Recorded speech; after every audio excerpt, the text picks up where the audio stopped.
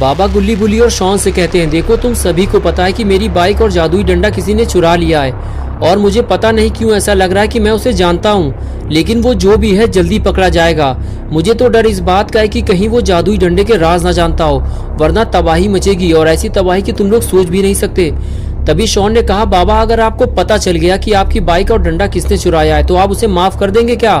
बाबा ने कहा, नहीं, उसे चोरी करने की सजा मिलेगी। गरम तेल में उसे तला जाएगा, वो भी बेसन लगाकर, और फिर कुत्तों को खिला दिया जाएगा। बाबा की ये बात सुनकर शॉन डर गया। अब उसे समझ में नहीं आ रहा कि क्या किया जाए। अगर बाबा को पता चल गया कि बाबा का जादुई डंडा और बाइक उसी ने चुराई है तो बाबा उसे गरम तेल में तलेंगे, वो भी बेसन लगाकर, और अगर बाबा ने उसमें लाल मिर्च और नींबू भी डाल दिया तो क्या होगा? ये सोचकर ही शॉन का दिल घबराने लगा। शॉन बोला, बाबा मेरी तबीयत ठीक नहीं है, मुझे घर जाना है। चलो गुल्ली बुल्ली घर चलते हैं, हम लोग कल आएंगे बाबा के पास। ये बात सुनते ही बाबा ने कहा, एक बात तो मैं तुम लोगों को बताना ही भूल गया। मैं अपनी बाइक और डंडे को ढूंढने के लिए जादुई मंत्र पढ़ने जा रहा हूँ। मुझे ये काम 3 दिन करना होगा और फिर 3 दिन के बाद जादुई डंडा और मेरी बाइक दोनों ही मेरे पास होगी, साथ में वो चोर भी जिसका पकोड़ा बनाया जाएगा, वो भी बेसन लगाकर। इसलिए तुम लोग कोई भी ऐसा काम मत करना जिसकी वजह से तुम लोग किसी बड़ी मुसीबत में फंस जाओ, क्योंकि मैं 3 दिनों तक तुम्हारी कोई मदद नहीं कर पाऊंगा और ना ही तुम लोग मुझे परेशान करना। अब तुम लोग घर जाओ गुल्ली बुल्ली और मुझे अपना काम शुरू करने दो। बाबा की बात सुनकर गुल्ली बुल्ली और शॉन वहाँ से जाने लगे। थोड़ा आगे आने के बाद शॉन ने कहा, अब क्या होगा गुल्ली बुल्ली? बाबा को मेरे बारे में सब पता चल जाएगा और फिर बाबा मेरा क्या हाल करेंगे? मैंने कोई चोरी नहीं की है गुल्ली, मैं तो सिर्फ तुम लोगों की जान बचाना चाहता था, इसीलिए मैंने बाबा का जादुई डंडा उठाया था। लेकिन जब मैं उसे वापस रखने के लिए आ रहा था तो किसी ने मेरे ऊपर पीछे से वार किया और मैं बाइक से नीचे गिरकर बेहोश हो गया। फिर मुझे नहीं पता कि आगे क्या हुआ, लेकिन फिर भी सारा इल्जाम तो मुझ पर ही आएगा, सजा भी बस मुझे ही मिलेगी। बुल्ली ने कहा, डरो मत शॉन, हम लोग हैं ना तुम्हारे साथ, तुम्हें कुछ नहीं होगा। हम बाबा को कुछ नहीं बताएंगे। हमें जल्दी बाइक और डंडे को ढूंढना होगा। एक बार दोनों चीज मिल जाएंगी तो सब कुछ ठीक हो जाएगा। गुल्ली बोला, हाँ शॉन, बुल्ली सही कह रहा है, हमारे पास अभी 3 दिन का टाइम है। हमें 3 दिन से पहले दोनों चीजें ढूंढ निकालनी है और बाबा को लाकर देनी है। इससे बाबा भी खुश हो जाएंगे और उन्हें कुछ पता नहीं चलेगा।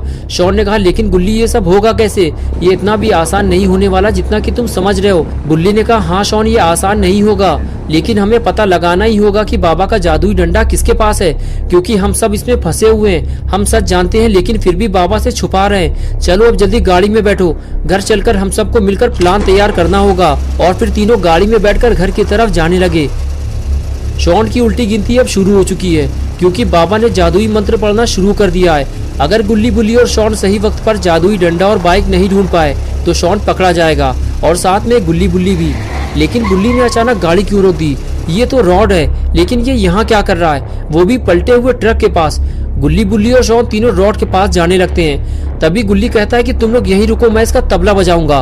और फिर गुल्ली आगे बढ़कर रॉड के टकली मार देता है। ये देखकर बुल्ली और शॉन को भी मजा आ जाता है। कुछ देर के लिए तो सारा माहौल ही बदल जाता है। गुल्ली बुल्ली और शॉन अपना सारा दुख दर्द भूल जाते हैं। तभी रॉड कहता है कि तुम लोग आज बहुत खुश लग रहे हो, लगता है किसी पार्टी से आ रहे हो। बुल्ली कहता है, नहीं रॉड, ऐसा नहीं है, हम लोग एक बड़ी मुसीबत में फंसे हुए हैं। बाबा लंगोटी लाल की बाइक और डंडा चोरी हो गया है। शॉन उसे चुपके से उठा लाया था हमें बचाने के लिए, वो भी बिना बाबा से पूछे। लेकिन जब ये उसे वापस रखने जा रहा था तभी किसी ने रास्ते में इसे डंडा मारकर बेहोश कर दिया।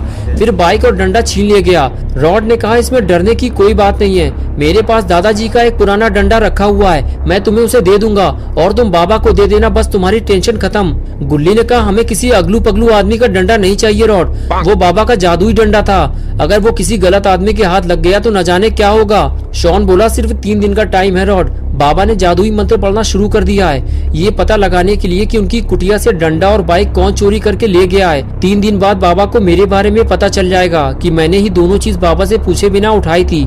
रॉड ने कहा, तुम लोग बाबा से सच क्यों नहीं बता देते हो? मुझे लगता है बाबा तुम लोगों को माफ कर देंगे। गुल्ली बोला, हाँ यही तो मैं भी इससे कह रहा था, लेकिन डर के मारे ये बताना नहीं चाहता। इसे डर है कि बाबा इसको गर्म तेल में बेसन लगाकर फ्राई कर देंगे। रॉड बोला, हो भी सकता है यार, बाबा का कोई भरोसा नहीं, जरा जरा सी बात पे मारने लगते हैं, मुझे तो बहुत डर लगता है बाबा से। तभी बुल्ली ने कहा, लेकिन रॉड तुमने ये तो बताया ही नहीं कि तुम इतनी रात में यहाँ क्या कर रहे हो? रॉड बोला, इधर से जाते हुए मुझे ये पलटा हुआ ट्रक दिखाई दिया तो मुझे लगा कि किसी का एक्सीडेंट हुआ है, इसलिए मैं रुक कर ये देखने लगा और देखते ही मैं पहचान गया, ये ट्रक तो ग्रैंडपा चलाते हैं। रॉड की बात सुनते ही गुल्ली बुल्ली और शॉन के होश उड़ गए। शॉन ने कहा, इसका मतलब कि ये सारा काम ग्रैंडपा का है और यहाँ कोई एक्सीडेंट नहीं हुआ है रॉड, ये ट्रक तो बाबा ने पलटाया है। शॉन और रॉड आपस में बात कर ही रहे होते हैं, तभी खूनी पिग वहाँ आ जाता है और ये चारों लोग उसे देखने लगते हैं। खूनी पिग गुल्ली और बुल्ली से कहता है कि मैं तुम्हारे घर गया था, लेकिन किसी ने दरवाजा ही नहीं खोला, इसीलिए मैं बाबा के पास जा रहा था। अच्छा हुआ तुम लोग रास्ते में ही मिल गए। जल्दी चलो मेरे साथ, मैं कुछ दिखाना चाहता हूँ तुम लोगों को, टाइम बहुत कम है। ये कहकर खूनी पिग वहाँ से चला गया। लेकिन खूनी पिग की बातें सुनकर सारे लोग डर गए। खूनी पिग के जाते ही रॉड अपनी वैन में बैठ गया और गुल्ली बुल्ली और शॉन अपनी जीप में, और फिर चारों लोग खूनी पिग के पीछे पीछे चल दिए। खूनी पिग आगे आगे और गुल्ली बुल्ली जीप लेकर उसके पीछे चल रहे थे, और सबसे पीछे था रॉड। कुछ दूर चलने के बाद खूनी पिग अपने जंक यार्ड पहुंच जाता है। खूनी पिग ने अपनी बाइक रोकी और नीचे उतरकर बुल्ली और रॉड को रुकने का इशारा किया। बुल्ली और रॉड ने भी अपनी अपनी गाड़ी रोक दी। खूनी पिग बोला, यही है मेरा कबाड़ खाना, जल्दी आओ अंदर। और फिर खूनी पिग अंदर जाने लगा। गुल्ली बुल्ली और शॉन भी रॉड को लेकर अंदर जाने लगे। आज पहली बार गुल्ली बुल्ली और शॉन को पता चला है कि खूनी पिग कबाड़ का काम करता है, लेकिन वो इस कबाड़ खाने में गुल्ली बुल्ली को लेकर क्यों आया है कि तभी खूनी पिग ने इन लोगों को कुछ ऐसा दिखाया जिसको देखते ही इन लोगों के होश उड़ गए। खूनी पिग बोला, तुम लोग इस सुपर बाइक को तो जानते ही होगे। कुछ देर पहले मिस्टर मीट ये बाइक लेकर यहाँ आया था और उसके पास बाबा का जादुई डंडा भी था, और मुझसे कहने लगा इस बाइक को जल्दी अपने जंक यार्ड में कहीं छुपा लो खूनी पिग, बाद में हम इसे बेचकर पैसा आपस में बांट लेंगे। लेकिन ये बात किसी को पता नहीं चलनी चाहिए, वरना अंजाम बुरा होगा तुम्हारा, मेरी नजर रहेगी तुम पर। ये कहकर वो यहाँ से चला गया। मैं इसे देखते ही समझ गया था कि ये तो बाबा की बाइक है और ये उसे चुरा कर लाया है। बुल्ली बोला, हाँ ये बाबा की बाइक है खूनी पिग, तुम्हें इसको वापस करना होगा, और अगर तुमने इसे वापस नहीं किया और बाबा को पता चल गया तो फिर समझ लो खूनी पिग तुम्हारी डेड बॉडी कब्रिस्तान या शमशान में मिलेगी। ये सुनकर खूनी पिग बोला, मैं इसे तुम लोगों को नहीं दे सकता, वरना मिस्टर मीट मेरी जान ले लेगा। बुल्ली, जाओ बुल्ली, तुम लोग जाकर अब बाबा को लेकर आओ। तुम लोगों का ज्यादा देर तक यहाँ रुकना ठीक नहीं है, मेरे साथ साथ तुम लोगों की जान को भी खतरा है। जाओ जल्दी बाबा को लेकर आओ, हम लोगों के लिए मिस्टर मीट से लड़ना आसान नहीं होगा, अब वो और भी ज्यादा खतरनाक बन चुका है। गुल्ली बोला, नहीं खूनी पिग, बाबा आप कुछ दिनों तक हमारी मदद नहीं कर पाएंगे, उन्होंने हमें डिस्टर्ब करने से मना किया है, ये काम हमें ही करना होगा, चलो सब तैयार हो जाओ। गुल्ली खूनी पिग से बात कर ही रहा था कि तभी अचानक से कुछ आवाज सुनाई दी और रॉड अपना सर पकड़कर बैठ गया और इधर उधर देखने लगा। गुल्ली बुल्ली और शॉन रॉड से पूछने लगे, क्या हुआ रॉड? रॉड ने बताया कि कोई चीज मेरे सर को छूते हुए निकली है। रॉड बता ही रहा था कि तभी दूसरी आवाज ने सबको डरा दिया। रॉड ने कहा, अपनी अपनी जान बचाओ, कोई हम पर गोलियां चला रहा है बुल्ली, लगता है मिस्टर मीट को हमारे बारे में पता चल गया है, जल्दी हमें कहीं छुपना होगा वरना हम सब मारे जाएंगे। ये कहकर रॉड आगे चला गया। गुल्ली बुल्ली और शॉन भी रॉड के पीछे पीछे जाने लगे। इस तरह चारों लोग अपनी जान बचाते हुए ये देखने की कोशिश कर रहे थे कि उन पर गोलियां कौन चला रहा है। तभी शॉन ने कहा, खूनी पिग को क्या हुआ है, वो कुछ बोल क्यों नहीं रहा? और फिर सभी लोग खूनी पिग को देखने लगते हैं। तभी बुल्ली धीरे धीरे खूनी पिग की तरफ आगे बढ़ने लगता है और उसे देखकर गुल्ली और शॉन भी खूनी पिग के पास चले आते हैं। बुल्ली देखते ही समझ जाता है कि खूनी पिग को गोली लगी है। बुल्ली कहता है कि खूनी पिग, तुमने कुछ अच्छे काम भी किए होंगे तभी तुम्हारी जान बच गई है, वरना गोली अगर थोड़ा नीचे लगती तो इस वक्त तुम नर्क में होते। चलो रॉड, हमें इसको जल्दी हॉस्पिटल लेकर चलना होगा, वरना अगर ये मर गया तो बेफालतू का खर्चा बढ़ जाएगा। इसे जलाने के लिए लकड़ी और देसी घी का इंतजाम करना पड़ेगा और वो मैं करूंगा नहीं। रॉड कहता है, इसे हॉस्पिटल ले जाने की जरूरत नहीं है बुल्ली, इसे मेरी वैन तक ले चलो, मैं इसका काम तमाम कर दूंगा। लेकिन हम बाहर जाएंगे कैसे? बाहर तो कोई गोलियां चला रहा है। ये सुनकर गुल्ली कहता है, रुको, मैं और शॉन बाहर जाकर देखते हैं कि गोलियां कौन चला रहा है, उसे ठिकाने लगाना ही होगा, वरना खूनी पिग के साथ साथ हम सब भी मारे जाएंगे। ये कहकर गुल्ली शॉन को लेकर वहाँ से जाने लगा। तभी पीछे से बुल्ली बोला, जरा ध्यान से गुल्ली, मिस्टर मीट से लड़ना आसान नहीं है और उसके पास जादुई डंडा भी है। गुल्ली बोला, हाँ मुझे पता है बुल्ली। ये कहते हुए वो पीछे के रास्ते से नीचे कूद गया। उसे देखकर शॉन भी वही करता है, लेकिन वो गधे की तरह नीचे गिर जाता है। गुल्ली उसे उठाता है और फिर दोनों आगे जाने लगते हैं। अच्छा हुआ शॉन को चोट नहीं लगी, वरना एक और नई मुसीबत खड़ी हो जाती। गुल्ली और शॉन दोनों इस बात का ध्यान रखते हुए धीरे धीरे आगे बढ़ते हैं कि उनके कदमों की आवाज दुश्मन के कानों तक न पहुंच जाए। आगे आने के बाद दोनों छुपकर देखने लगते हैं कि गोलियां कौन चला रहा है, लेकिन उन्हें कोई दिखाई नहीं देता।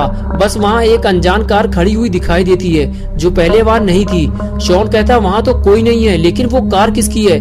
गुल्ली कहता है, लगता है शूटर उसी गाड़ी से आए थे शॉन, वो खूनी पिग को निपटा कर भाग गए हैं, चलो आगे चलकर देखते हैं। और फिर दोनों डरते हुए धीरे धीरे आगे बढ़ते हैं, लेकिन गोलियां चलना बंद हो चुकी हैं। गुल्ली को यकीन हो जाता है कि वो जो भी था शायद वो चला गया है या उसकी गोलियां खत्म हो चुकी हैं, वरना अब तक वो इन दोनों पर फायर कर चुका होता। शॉन कहता है, चलो गुल्ली, हमें वो कार देखनी चाहिए, तभी हमें पता चलेगा कि गोलियां चलाने वाला कौन था। गुल्ली कहता है, नहीं शॉन, अब हमें वापस चलना होगा, हमारे पास टाइम ज्यादा नहीं है। खूनी पिग का इलाज अगर सही वक्त पर नहीं हुआ तो वो मर जाएगा, चलो जल्दी निकलो यहाँ से। ये कहते हुए गुल्ली अंदर जाने लगता है, लेकिन शॉन उसके पीछे नहीं जाता।